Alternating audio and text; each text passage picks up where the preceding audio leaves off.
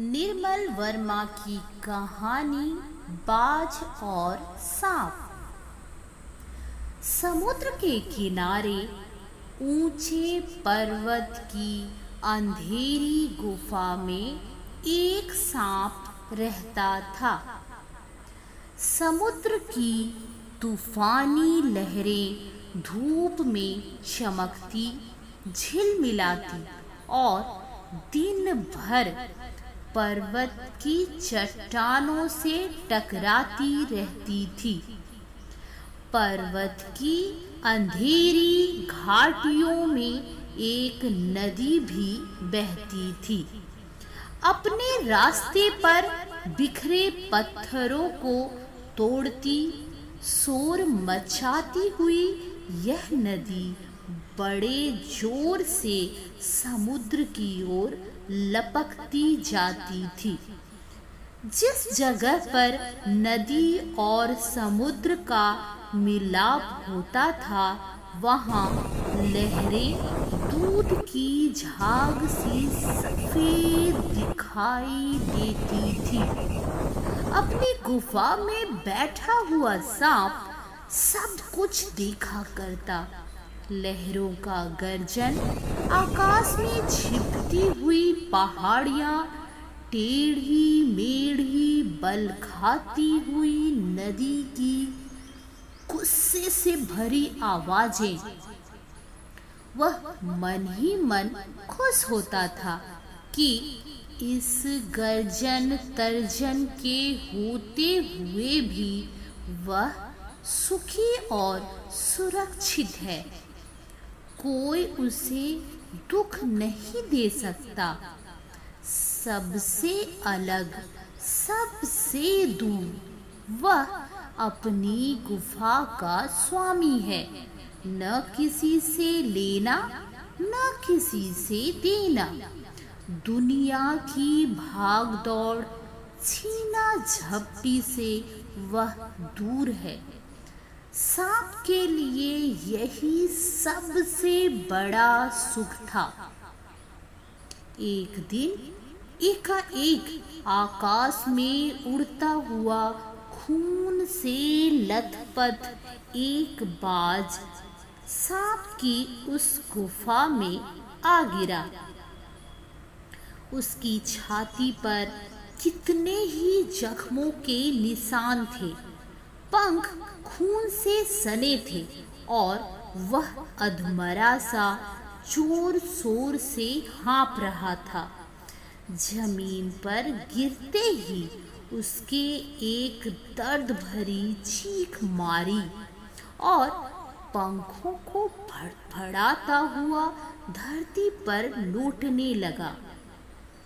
डर से सांप अपने कोने में सिकुड़ गया, किंतु दूसरे ही क्षण उसने भांप लिया कि बाज जीवन की अंतिम सांसें गिन रहा है और उससे डरना बेकार है। यह सोचकर उसकी हिम्मत बंधी और वह रेंगता हुआ उस घायल पक्षी के पास जा पहुंचा। उसकी तरफ कुछ देर तक देखता रहा, फिर मन ही मन खुश हुआ और बोला, क्यों भाई, इतनी जल्दी मरने की तैयारी कर ली? बाज ने एक लंबी आह भरी, ऐसा ही दिखता है कि आखिर घड़ी आ पहुंची है, लेकिन मुझे कोई शिकायत नहीं है। मेरी जिंदगी भी खूब रही भाई, जी भरकर उसे भोगा है। जब तक शरीर में ताकत रही, कोई सुख ऐसा नहीं बचा जिसे न भोगा हो। दूर दूर तक उड़ानें भरी हैं, आकाश की असीम ऊंचाइयों को अपने पंखों से नापा है। तुम्हारा बड़ा दुर्भाग्य है कि तुम जिंदगी भर आकाश में उड़ने का आनंद कभी नहीं उठा पाओगे। सांप बोला, आकाश, आकाश को लेकर क्या मैं चाटूंगा? आकाश में आखिर रखा क्या है? क्या मैं तुम्हारे आकाश में रेंग सकता हूँ? न भाई, तुम्हारा आकाश तुम्हें ही मुबारक। मेरे लिए तो यह गुफा भली, इतनी आरामदेह और सुरक्षित जगह और कहाँ होगी। सांप मन ही मन बाज की मूर्खता पर हंस रहा था। वह सोचने लगा कि आखिर उड़ने और रेंगने के बीच कौन सा भारी अंतर है। अंत में तो सबके भाग्य में मरना ही लिखा है। शरीर मिट्टी का है, मिट्टी में ही मिल जाएगा। अचानक बाज ने अपना झुका हुआ सिर ऊपर उठाया और उसकी दृष्टि सांप की गुफा के चारों ओर घूमने लगी। चट्टानों में पड़ी दरारों से पानी गुफा में टपक रहा था। सीलन और अंधेरे में डूबी गुफा में एक भयानक दुर्गंध फैली हुई थी, मानो कोई चीज वर्षों से पड़ी पड़ी सड़ गई हो। बाज के मुंह से एक बड़ी जोर की करुण चीख फूटी पड़ी। आह, काश मैं सिर्फ एक बार आकाश में उड़ पाता। बाज की ऐसी करुण चीख सुनकर सांप कुछ सिटपिटा सा गया। एक क्षण के लिए उसके मन में उस आकाश के प्रति इच्छा पैदा हो गई कि जिसके वियोग में बाज इतना व्याकुल होकर छटपटा रहा था। उसने बाज से कहा, यदि तुम्हें स्वतंत्रता इतनी प्यारी है तो इस चट्टान के किनारे से ऊपर क्यों नहीं उड़ जाने की कोशिश करते हो सकता है कि तुम्हारे पैरों में अभी इतनी ताकत बाकी हो कि तुम आकाश में उड़ सको। कोशिश करने में क्या हर्ज है। बाज ने एक नई आशा जगाते हुए दुगने उत्साह से अपने घायल शरीर को घसीटता हुआ चट्टान के किनारे तक खींच लाया। खुले आकाश को देखकर उसकी आंखें चमक उठी। उसने एक गहरी लंबी सांस ली और अपने पंख फैलाकर हवा में कूद पड़ा, किंतु उसके टूटे पंखों में इतनी शक्ति नहीं थी कि उसके शरीर का बोझ संभाल सके। पत्थर सा उसका शरीर लुढ़कता हुआ नदी में जा गिरा। एक लहर में उठकर उसके पंखों पर जमे खून को धो दिया। उसके थके मांदे शरीर को सफेद फेन से ढक दिया। फिर अपनी गोद में समेटकर उसे अपने साथ सागर की ओर ले चली। लहरें चट्टानों पर सिर धूनने लगी, मानो बाज की मृत्यु पर आंसू बहा रही हो। धीरे धीरे समुद्र की असीम विस्तार में बाज आंखों से ओझल हो गया। चट्टान की खोखल को बैठा हुआ सांप बड़ी देर तक बाज की मृत्यु और आकाश के लिए उसके प्रेम के विषय में सोचता रहा।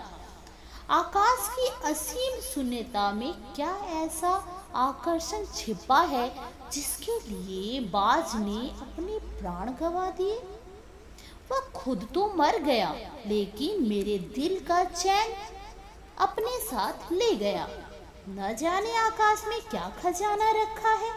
एक बार तो मैं भी वहां जाकर अपने रहस्य का पता लगाऊंगा, चाहे कुछ देर के लिए ही हो। कम से कम उस आकाश का स्वाद तो चख लूंगा। यह कहकर सांप ने अपने शरीर को सिकोड़ा और आगे रेंगकर अपने को आकाश की शून्यता में छोड़ दिया। धूप में क्षण भर के लिए सांप का शरीर बिजली की लकीर सा चमक गया, किंतु जिसने जीवन भर रेंगना सीखा था वह भला क्या उड़ पाता। नीचे छोटी छोटी चट्टानों पर धप से सांप जा गिरा। ईश्वर की कृपा से बेचारा बच गया, नहीं तो मरने में क्या कसर बाकी थी।